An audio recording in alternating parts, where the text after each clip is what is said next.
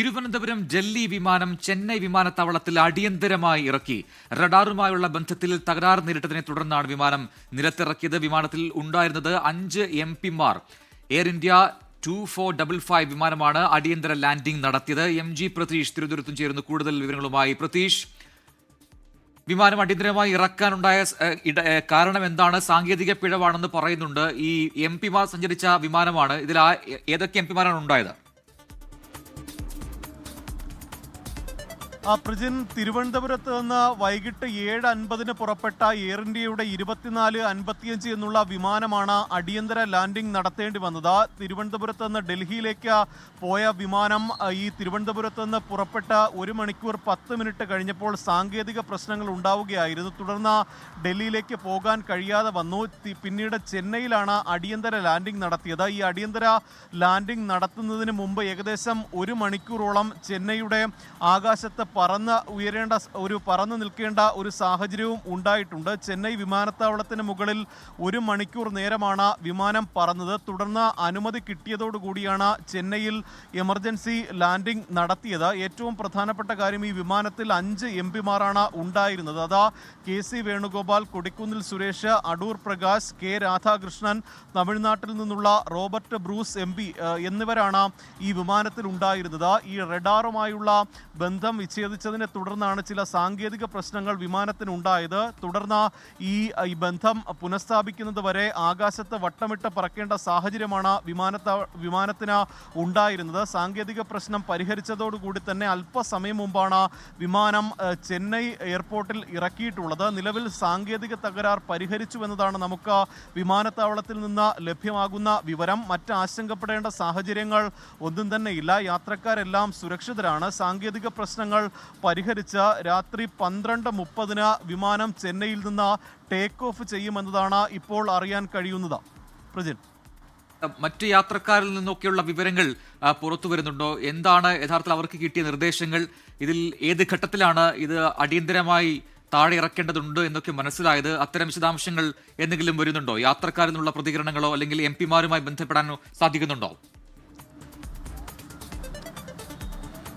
പ്രജിൻ, കൊടിക്കുന്നിൽ സുരേഷ് MP-യുമായി ബന്ധപ്പെട്ടപ്പോൾ ലഭിച്ച പ്രാഥമിക വിവരങ്ങളാണിത്. തിരുവനന്തപുരം വിമാനത്താവളത്തിൽ നിന്ന് പറന്നുയർന്ന് ഏകദേശം 1 മണിക്കൂർ 10 മിനിറ്റ് ആയപ്പോഴാണ് ഈ വിമാനത്തിന് സാങ്കേതിക പ്രശ്നങ്ങൾ ഉണ്ടാകുന്നത്. അത് ഈ റഡാറുമായുള്ള ബന്ധത്തിൽ തകരാർ നേരിട്ടു എന്നതാണ് പ്രാഥമികമായി ലഭിക്കുന്ന വിവരം. അങ്ങനെയാണ് ഈ ഡൽഹിയിലേക്കുള്ള യാത്ര തുടരാൻ കഴിയാത്ത സാഹചര്യമുണ്ടായത്. പിന്നീട് ചെന്നൈയിലേക്ക് വിമാനം ഡൈവേർട്ട് ചെയ്യുകയായിരുന്നു. പക്ഷേ ചെന്നൈയിൽ എത്തിയിട്ടും ഈ വിമാനം അവിടെ ഇറക്കുന്നതിനുള്ള അനുമതി വൈകിയിരുന്നു. അങ്ങനെയാണ് ഏകദേശം 1 മണിക്കൂർ നേരം ചെന്നൈ വിമാനത്താവളത്തിന് മുകളിൽ പറന്ന് നിൽക്കേണ്ട ഒരു സാഹചര്യം ഉണ്ടായത്. ഏകദേശം 1 മണിക്കൂറോളം ചെന്നൈ വിമാനത്താവളത്തിന് മുകളിൽ വിമാനം പറന്നു എന്നതാണ് നമുക്ക് മനസ്സിലാക്കാൻ കഴിയുന്ന കാര്യം. തുടർന്നാണ് ഈ ലാൻഡിങ്ങിനുള്ള അനുമതി ലഭിക്കുകയും ഡൽഹിയിലേക്ക് പുറപ്പെടേണ്ട വിമാനം ചെന്നൈ വിമാനത്താവളത്തിൽ അടിയന്തര ലാൻഡിംഗ് നടത്തുകയും ചെയ്തിട്ടുള്ളത്. നിലവിൽ യാത്രക്കാരെല്ലാവരും സുരക്ഷിതരാണ്. മറ്റ് പ്രശ്നങ്ങളൊന്നും തന്നെയില്ല. സാങ്കേതിക പ്രശ്നം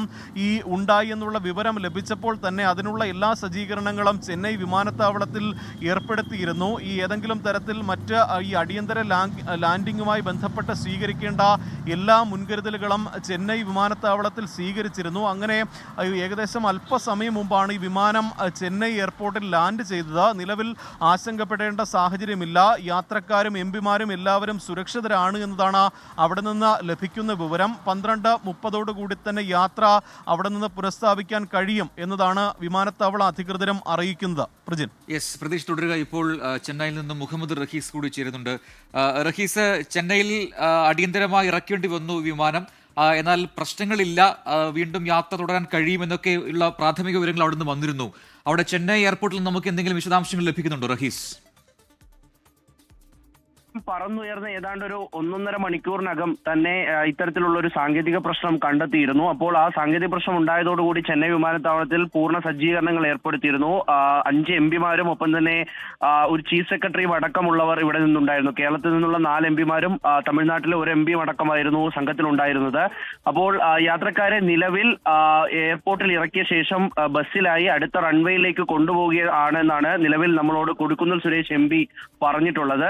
അപ്പോൾ അത്തരത്തിൽ നിലവിൽ അവിടെ കാര്യങ്ങളൊക്കെയും ഓക്കെയാണ്. എല്ലാ യാത്രക്കാരും സുരക്ഷിതരാണ്. ഇവർക്കൊക്കെയും എന്തായാലും 12:30 തന്നെ വിമാനം ഏർപ്പെടുത്തി ഇവരെ ഡൽഹിയിലേക്ക് കൊണ്ടുപോകാനുള്ള നടപടികൾ ആരംഭിച്ചു കഴിഞ്ഞിട്ടുണ്ട്. ഇതിന് ഈ പ്രധാനമായിട്ടും ഒരു ആശയക്കുഴപ്പം അല്ലെങ്കിൽ ഒരു എംപിമാർക്കൊക്കെ ഒരു പ്രശ്നമുണ്ടായത് അല്ലെങ്കിൽ ഒരു ആശങ്കയുണ്ടായത് ഈ വിമാനം ചെന്നൈയിൽ ഇറക്കാൻ ഏതാണ്ട് 1 മണിക്കൂറോളം ചെന്നൈ വിമാനത്താവളത്തിന് മുകളിലായി ഈ വിമാനം ഉണ്ടായിരുന്നു. അതിനുശേഷം ഒരു ടച്ച് ആൻഡ് ഗോ ലാൻഡിംഗ് നടത്തി അതിനുശേഷം ഒന്നുകൂടി വിമാനം പറന്നതിന് ശേഷമാണ് വീണ്ടും വിമാനം താഴേക്ക് ഇറക്കാൻ കഴിഞ്ഞത്. പ്രധാനമായിട്ടും കുറേയധികം വിമാനങ്ങൾ ഈ സമയത്ത് ലാൻഡ് ചെയ്യാനുണ്ടായിരുന്നു. ക്യൂവിൽ നിരവധി വിമാനങ്ങൾ ഉണ്ടായിരുന്നു. അപ്പോൾ ഒരു അടിയന്തര ലാൻഡിംഗ് വേണ്ടി വന്നപ്പോൾ ഉണ്ടായിരുന്ന ഒരു താമസം അത് മാത്രമാണ് നിലവിൽ ഉണ്ടായതെന്നാണ് ചെന്നൈ വിമാനത്താവളത്തിൽ നിന്നും എംപിമാരിൽ നിന്നും ലഭിക്കുന്ന വിവരം. എന്തായാലും അവരെ താഴേക്ക് ഇറക്കാൻ കഴിഞ്ഞിട്ടുണ്ട്. അതിനുശേഷം അല്പസമയം മുൻപ് നമ്മൾ സംസാരിക്കുമ്പോൾ എംപിമാരൊക്കെയും ഈ ബസ്സിലായിരുന്നു, വിമാന കമ്പനിയുടെ ബസ്സിലായിരുന്നു. അവർ അതിനുശേഷം അടുത്ത റൺവേയിലേക്ക് പോയിക്കൊണ്ടിരിക്കുകയാണ്. അടുത്ത വിമാനത്തിൽ കയറാനായി യാത്ര തിരിച്ചിട്ടുണ്ട് എന്ന് കൊടിക്കുന്നിൽ സുരേഷ് എംപി പറയുന്നുമുണ്ട്.